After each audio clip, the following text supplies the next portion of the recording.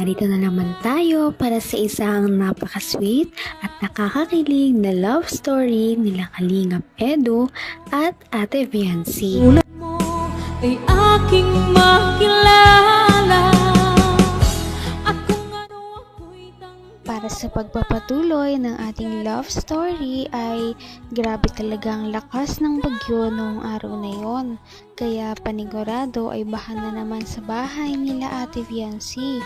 Ngunit kahit ganoon ay hindi niya pa rin nakakalimutan ang mga tao na gumagawa ng kanilang bahay na talagang nag-hard work kahit na malakas ang pag-ulan. Kaya binisita niya ang mga ito at nagdala pa ito ng mga pagkain para sa kanilang mga karpintero. At syempre, gusto niya rin naman makita ang kanyang ka-love team na si Kalingap Edu na noong araw na yon ay nandoon din para bisitahin ang bahay nila Ate Viancy.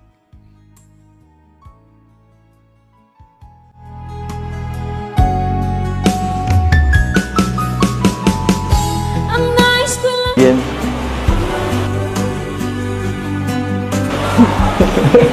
Busog ka.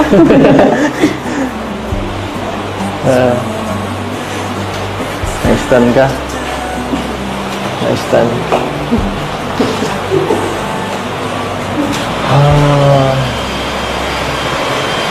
Ay. Pero baka nagtambo ka. Umuwi ako nun eh. Matampo sana po ako kung hindi ka nagpaalam. Siyempre. Nagpaalam ko baga naman po. Kaya okay lang. Tsaka lasing ka man. Hindi ako lasing. Hindi lang talaga ako.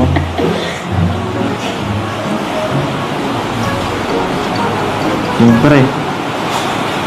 Makapagpanay sweet. Maumay ka agad, no? Pangit yung palaging sweet eh. Pangit yun. Minsan sweet, minsan masungit, minsan pabebe.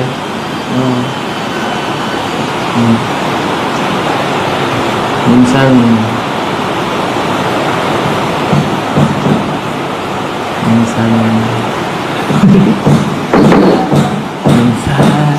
sa'yo. Uy.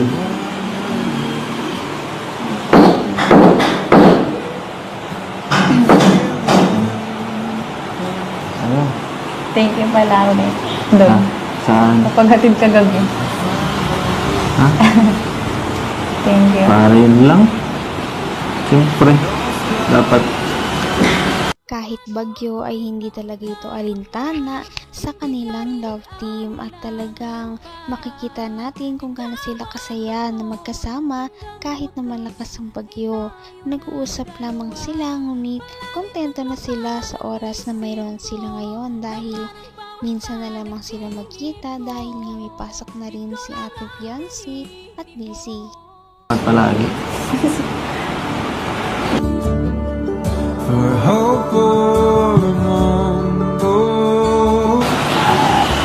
Masaya naman ako eh. Masaya ako pag hinahatid ka. Kulang pa nga eh. Gusto ko mga 2 hours eh. 2 hours biyahe. Balikan. Dapat po pala din nagpabahay sa may ano. Sa taro.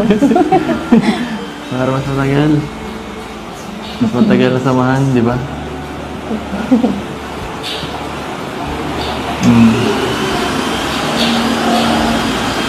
Hambang buhay na akong driver na. Hindi si drive. Sabi mo, boss ako. Pero ikaw naman nasusunod eh.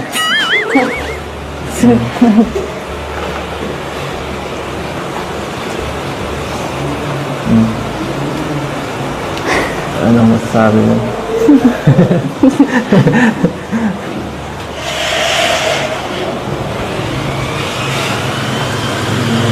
Ay. Ganda naman dito sa kwarto niyo, no? Nakaka-relax dito. Siguro lalo na pag natapos na to, sobrang ganda nito pag may ano na, kompleto na lahat. Ano po, siguro. Ang ganda na nga Gusto po, ko hindi tumambay natapos. dyan. Gusto ko tumambay dyan. Ang ganda. Huwag ka lang tatalon dyan, mataas yan. Hindi mo na kumatalon. Mataas yan. Hop. Ay. Saan ka ba ka nakatingin dyan? Ay. Kaya-hiya ka. Bahala ka. Marami din ang excited sa paglipat nila Ate Biancy dahil kung makakalipat siya, ibig sabihin ay mas malapit na siya sa bahay nila Kalingap Edu. Kapag nangyari yon ay lagi na siyang makakatid sundo at malagi na silang magkakasamang dalawa. Kaya excited na si Kalingap Edu na magawa ang bahay. Kita mahal. Uy!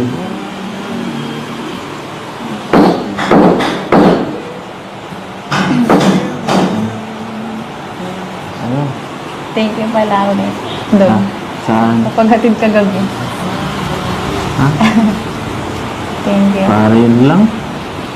Siyempre. Dapat days ano na yun, parang given na yun. Hindi ka na kailangan magpasalamat palagi. For hope for a mundo. Masaya naman ako eh. Masaya ako pag hinahatid ka.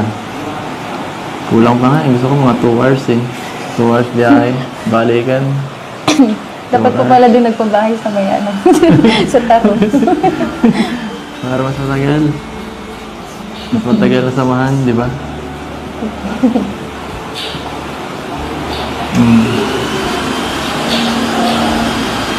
Hambang buhay na akong driver na. Sa drive. Sabi mo, boss ako. Pero ikaw naman nasusunod eh.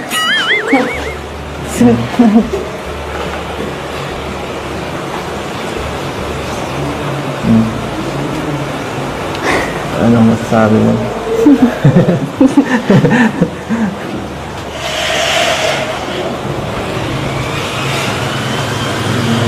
Ay. Ganda naman dito sa kwarto nyo, no? Nakaka-relax dito.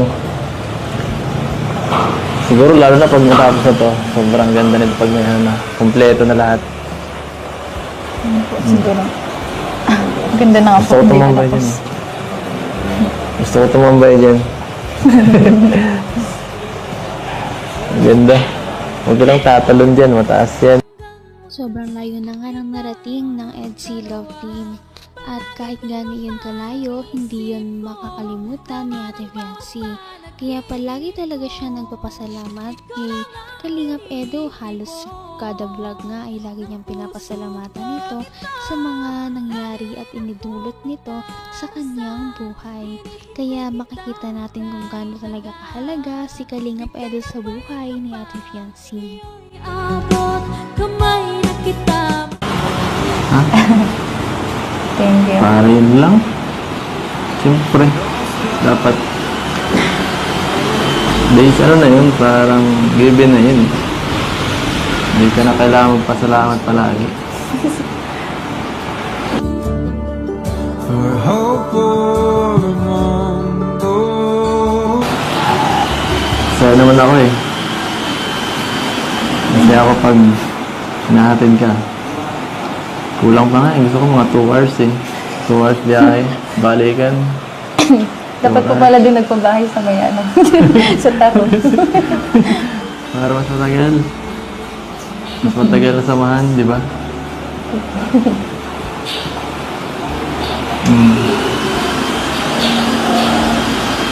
Hambang buhay na akong driver na.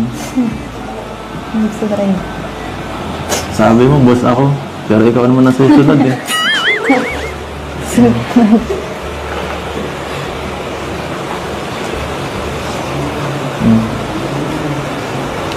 Anong masasabi mo?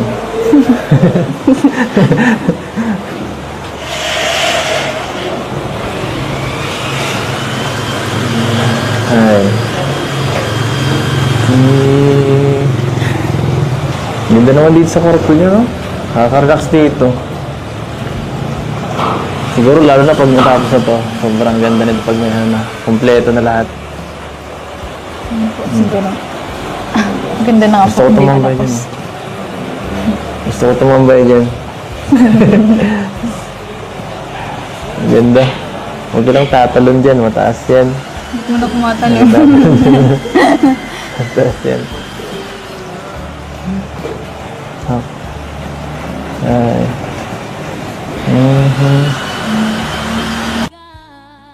Ito na talagang lahat sa nalalapit na paglipat ng bahay ni Ate Fiancé. Kaya pag nangyari ito, mas marami na rin silang time sa isa't isa para makapag-date kahit may cameraman o wala. At yan ang ating naabangan sa mga susunod pa nating mga video. Abangan pa natin ang mga kilig moments nila. Napaka-sweet talaga nila at napakabait ng tambalang ito kaya maraming sumusuporta. Kaya naman sana ipatuloy natin silang suportahan at mahalin si Fiancé, si Kalingap Edu at ang Kalingap team. Yun lamang at maraming salamat sa panonood. Abangan natin kung magkakatuluyan ba talaga si Kalingap Edu at Fiancé. Hanggang sa muli! Bye! Ngayon'y abot